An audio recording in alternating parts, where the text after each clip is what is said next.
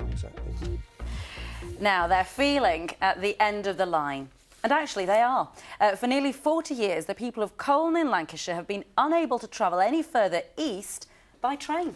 Now, the railway line which used to take them through to Yorkshire was closed and has now disappeared.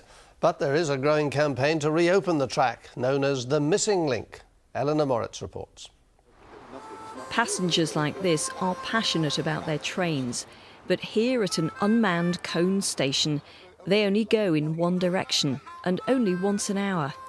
This is the end of the line, and it's left some rail users feeling frustrated. I'm old enough to remember a time when I could travel to almost any part of the UK by rail. Colne to Manchester right now by train is a fairly circuitous journey involving a trip all the way down to Burnley, out to Blackburn, where you change anywhere between hour 40, hour 50 minutes, which is, to me, that's non-commute time. The rail network carries passengers from Blackpool through to Colne and from Skipton in Yorkshire to Leeds, but the 11.5 miles in between has gone.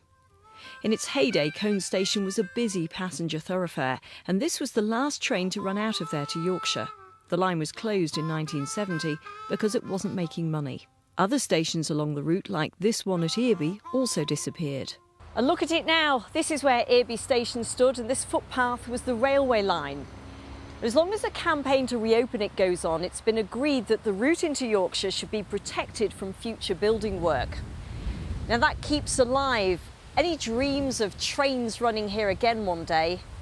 The sticking point is the money for it. It's estimated the cost of reopening the Colne to Skipton line will be between £40 and £80 million.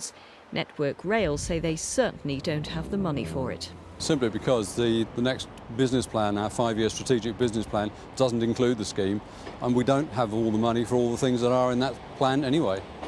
So it's left to the campaigners to find the money elsewhere. In the meantime, people in Colne say they sometimes feel at a bit of a dead end. Because you sort of just dropped off and that's it, you're left hanging in abeyance, you know. It'd be nice to have an alternative route for people along this line, because they've got to go so far and then come back on themselves if they want to go from here to Yorkshire. Eleanor Moritz, North West Tonight, Colne.